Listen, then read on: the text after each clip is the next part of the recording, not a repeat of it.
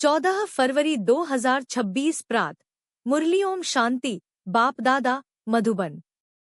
मीठे बच्चे, तुम सर्वोत्तम सौभाग्यशाली ब्राह्मण कुल भूषण हो। तुम्हें स्वयं भगवान बधाइयां देते हैं। प्रश्न: बाप बच्चों को संगम पर ही सृष्टि का समाचार सुनाते हैं, सतयुग में नहीं, क्यों? उत्तर: क्योंकि सतयुग तो है ही आदि का समय। उस समय सारी सृष्टि का समाचार अर्थात सृष्टि के आदिमध्यांत का ज्ञान कैसे सुनाएं? जब तक सर्किल रिपीट ही नहीं हुआ है तब तक समाचार सुना ही कैसे सकते? संगम पर ही तुम बच्चे बाप द्वारा पूरा समाचार सुनते हो। तुम्हें ही ज्ञान का तीसरा नेत्र मिलता है। ओम शांति। आज है त्रिमूर्ति शिव जयंती सो ब्राह्मण जयंती सो संगमयुग जयंती का शुभ दिवस। बहुत हैं जिनको बाबा ईश्वरीय जन्म सिद्ध अधिकार की ग्रीटिंग्स भी नहीं दे सकते। बहुत हैं जिनको पता नहीं है कि शिव बाबा कौन है, उससे क्या मिलना है, वह ग्रीटिंग्स क्या समझ सकते हैं। नए बच्चे बिल्कुल समझ न सकें। यह है ज्ञान का डांस। कहते हैं ना, श्री कृष्ण डांस करता था। यहाँ बच्चियां राधे कृष्ण बन डांस करती हैं, परंतु डांस की तो बात ही नहीं। वह तो वहां सतयुग में बचपन में प्रिंस प्रिंसेस के साथ डांस करेंगे। बच्चे जानते हैं यह बाप दादा है। दादा को ग्रैंड फादर कहा जाता है। यह दादा तो हुआ जिस्मानी फादर।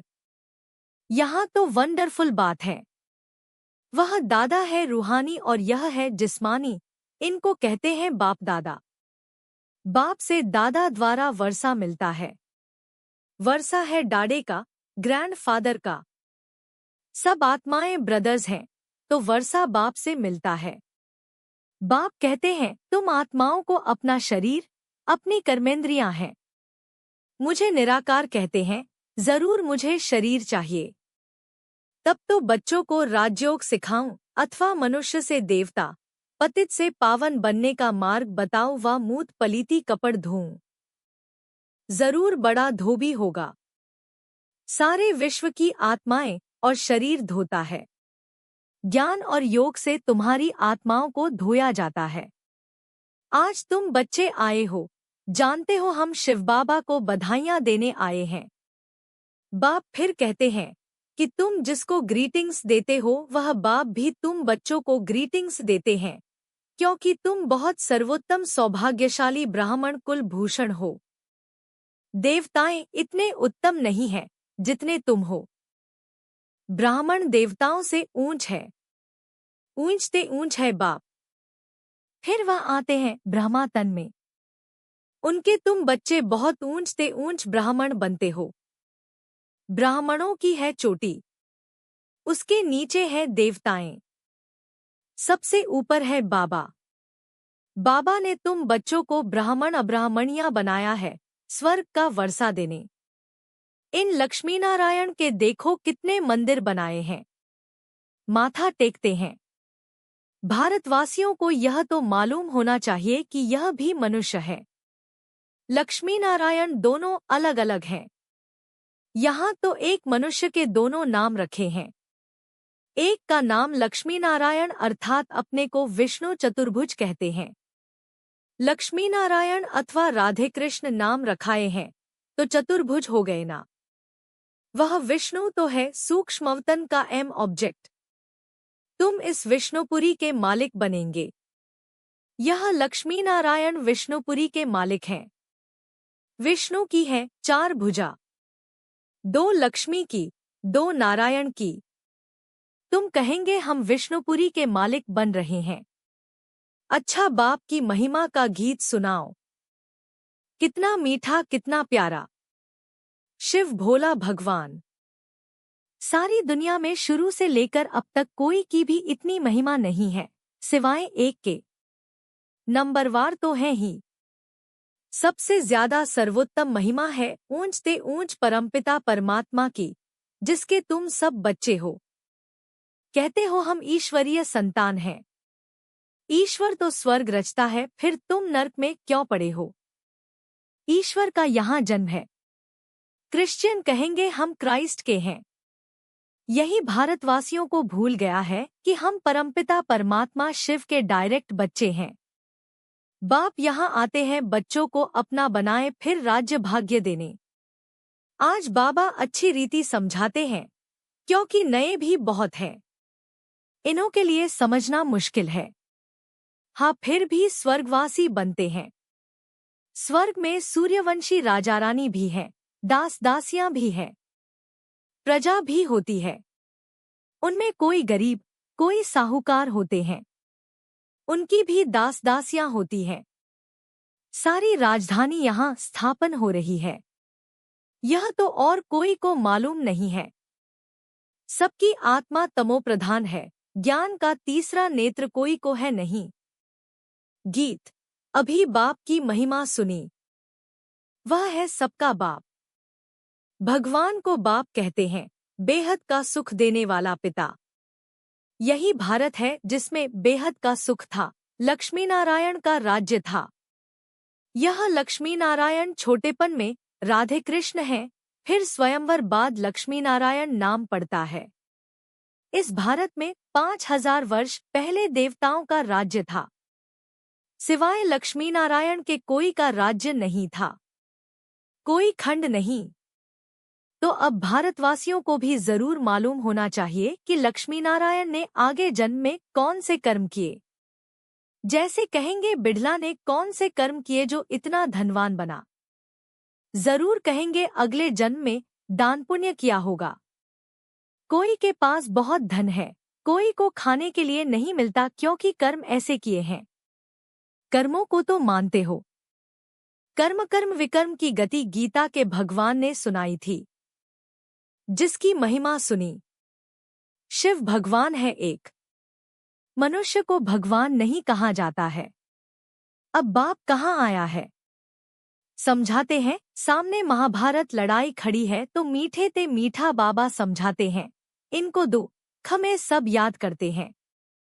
दुख में सिमरण सब करें। शिव बाबा को दुख में सब याद करते हैं। सुख में कोई नहीं करता। स्वर्ग में तो दुख नहीं था। वहां बाप का पाया हुआ वर्षा था। 5000 वर्ष पहले जब शिव बाबा आया तो भारत को स्वर्ग बनाया। अब नर्क है। बाप आए हैं स्वर्ग बनाने। दुनिया को तो पता भी नहीं। कहते हैं हम सब अंधे हैं। अंधों की लाठी आप प्रभु आओ, आकर आंखें प्रदान करो। तुम बच्चों को ज्ञान का तीसरा नेत्र मिला है। जहां हम आत्माएं रहती हैं वह है शांतिधाम। बाप भी वहां रहते हैं। तुम आत्माएं और हम रहते हैं। इनकी आत्मा को कहते हैं, मैं तुम सब आत्माओं का बाप वहां रहता हूं। तुम पुनर्जन्म का पाठ बजाते हो, मैं नहीं बजाता हूं। तुम विश्व के मालिक बनते हो, मैं नहीं बनता हूं। तुमको 84 जन्म लेने पड़ते हैं। तुमको समझाया था कि हे बच्चे तुम अपने जन्मों को नहीं जानते हो। 84 लाख जन्म कहते हैं, यह झूठी बातें हैं। मैं ज्ञान का सागर पतित पावन हूँ। मैं आता तब हूँ जब सब पतित है। तभी आकर सृष्टि के आदिमध्यांत का राज समझाए त्रिकालदर्शी बनाता हूँ। बहुत है। प्रलय हुई फिर सागर में पीपल के पत्ते पर बच्चा श्री कृष्ण आया। बाप कहते हैं ऐसी कोई बात नहीं, यह बेहद का ड्रामा है। दिन है सत्युग त्रेता, रात है द्वापर कलयुग। बच्चे बाप को बधाइयाँ देते हैं। बाप कहते हैं ततत्वम। तुम भी 100% दुर्भाग्यशाली से 100% सौभाग्यशाली बनते हो। तुम भारतवासी वह थे परंतु तुमको पता नहीं है। बाप आकर बताते हैं, तुम अपने जन्मों को नहीं जानते हो। मैं आकर बताता हूँ, तुमने 84 जन्म लिए हैं। बाप तुमको संगम पर सारे सृष्टि का समाचार सुनाते हैं। सतयुग में थोड़े ही सुनाएंगे। जिस समय सृष्टि की आदिमध्यंत हुई नहीं तो उसका समाचार कैसे समझाएं? मैं आता हूँ अंत में, कल्प के संगम युगे। शास्त्रों में लिखा है युगे युगे, श्री कृष्ण भगवानुवाच गीता में लिख दिया है। सब धर्म वाले श्री कृष्ण को भगवान थोड़े ही मानेंगे। भगवान तो निराकार है ना, वह है सब आत्माओं का बाप। बाप से वर्षा मिलता है। तुम सब आत्माएं भाई भाई हो। परमात्मा को सर्वव्यापी कहने से तो फादरहुड हो जाता है। फादर को कभी वर्षा मिलता है क्या? वर्षा बच्चों को मिलता है। तुम आत्माएं सब बच्चे हो। बाप का वर्षा जरूर चाहिए। हद के वर्षे से तुम राजी नहीं होते हो, इसलिए पुकारते हो। तुम्हारी कृपा से सुख घनेरे मिले थे, अब फिर रावण द्वारा दो ख मिलने से पुकारने लगे हो। सबकी आत्माएं पुकारती हैं क्योंकि इनको दो ख है, इसलिए याद करती हैं, बाबा आकर सुख दो। अभी इस ज्ञान से स्वर्ग के मालिक बनते हो। तुम्हारी सद्गति होती है, इसलिए गाया जाता है, सर्व का सद्गति दाता एक बाप। अभी सब दुर्गति में है, फिर सर्व की सद्गति होती है। जब लक्ष्मी नारायण का राज्य था तो तुम स्वर्ग में थे, बाकी सब मुक्तिधाम में थे। अब हम बाप द्वारा राजयोग सीखते हैं। बाप कहते हैं, कल्प के संगम पर मैं तुमको पढ़ाता हूँ, मनुष्य से देवता बनाता हूँ। अभी तुम बच्चों को सारा राज समझाता हूँ। शिवरात्रि कब हुई है यह तो मालूम होना चाहिए। क्या हुआ? शिव बाबा कब आया? कुछ नहीं जानते तो पत्थर बुद्धि ठहरे ना। अभी तुम पारस बुद्धि बनते हो। भारत पारसपुरी गोल्डन एज था। लक्ष्मी नारायण को भी भगवान भगवती कहते हैं। उन्हों को वर्षा भगवान ने दिया, फिर दे रहे हैं। तुमको फिर से भगवान भगवती बना रहे हैं। अभी यह तुम्हारा बहुत जन्मों के अंत का जन्म है। बाप कहते हैं, विनाश सामने खड़ा है। इनको कहा जाता है रुद्र ज्ञान यज्ञ। वह सब मैटेरियल यज्ञ होते हैं। यह है ज्ञान की बात। इसमें बाप आकर मनुष्य को देवता बनाते हैं। तुम बधाइयां देते हो शिव बाबा के आने की। बाबा फिर कहते हैं, मैं अकेला थोड़े ही आता हूँ, मुझे भी शरीर चाहिए। ब्रह्मा तन में आना पड़े, पहले पहले सूक्ष्मवतन रचना पड़े, इसलिए इनमें प्रवेश किया है। यह तो पतित था, 84 जन्म ले पतित बना है। सब पुकारते थे। अब बाप कहते हैं, मैं फिर से तुम बच्चों को वर्षा देने आया हूँ। बाप ही भारत को स्वर्ग का वर्षा देते हैं। स्वर्ग का रचिता बाप है, जरूर स्वर्ग की सौगात ही देंगे। अभी तुम स्वर्ग के मालिक बन रहे हो। यह पाठशाला है भविष्य में मनुष्य से 21 जन्मों के लिए देवता बनने की। तुम स्वर्ग के मालिक बन रहे हो। 21 पीढ़ी तुम सुख पाते हो। वहां अकाले मृत्यु होती नहीं। जब शरीर की आयु पूरी होती है तब साक्षात्कार हो जाता है। एक शरीर छोड़ दूसरा लेते हैं। सर्प का भी मिसाल है ना। तुम बच्चे अभी बाप को बधाइयां देते हो। बाप फिर तुमको बधाइयां देते हैं। तुम अभी दुर्भाग्यशाली से सौभाग्यशाली बन रहे हो। पतित मनुष्य से पावन देवता बनते हो। चक्र तो फिरता है। यह तो तुम बच्चों को समझाना है। फिर यह प्राय लोप हो जाता है। सतयुग में ज्ञान की दरकार नहीं रहती। अभी तुम दुर्गति में हो, तब इस ज्ञान से सद्गति मिलती है। बाप ही आकर स्वर्ग की स्थापना करते हैं। सर्व का सतगुरु एक ही है। बाकी भक्तिमार्ग के कर्मकांड से कोई की सद्गति नहीं होती। सबको सीढ़ी नीचे उतरना ही है। भारत सतो प्रधान था, फिर 84 जन्म लेने पड़े, फिर अब तुमको चढ़ना है। मुक्तिधाम अपने घर जाना है। अब नाटक पूरा होता है। यह पुरानी दुनिया खत्म हो जाएगी। भारत को अविनाशी खंड कहा जाता है। बाप का जन्मस्थान कब खत्म नहीं होता। तुम शांतिधाम में जाकर फिर आएंगे, आकर राज्य करेंगे। पावन और पतित भारत में ही होते हैं। 84 जन्म लेते लेते पतित बने हो। योगी से भोगी बने हो। यह है रौरव नर्क। महान दुख का समय है। अभी तो बहुत दुख आने का है। खूने नाहक खेल है। बैठे बैठे बॉम्ब्स गिरेंगे। तुमने क्या गुनाह किया? नाहक सबका विनाश हो जाएगा। विनाश का साक्षात्कार तो बच्चों ने किया है। अब तुम सृष्टि चक्र का ज्ञान जान गए हो। तुम्हारे पास ज्ञान की तलवार, ज्ञान खड्ग है। तुम हो ब्रह्मा की मुख वंशावली ब्राह्मण। प्रजापिता भी बाबा है। कल्प पहले भी इसने मुख वंशावली पैदा की थी। बाप कहते हैं, मैं कल्पकल्प आता हूँ। इसमें प्रवेश कर तुमको मुख वंशावली बनाता हूँ। ब्रह्मा के द्वारा स्वर्ग की स्थापना कराता हूँ। स्वर्ग में तो भविष्य में ही जाएंगे। छी दुनिया तो खत्म होनी चाहिए। बेहद का बाप आते ही है नई दुनिया रचने। बाप कहते हैं, मैं तुम बच्चों के लिए हथेली पर बहिष्ट ले आया हूँ। तुमको कोई भी तकलीफ नहीं देता हूँ। तुम सब द्रौपदियां हो। अच्छा।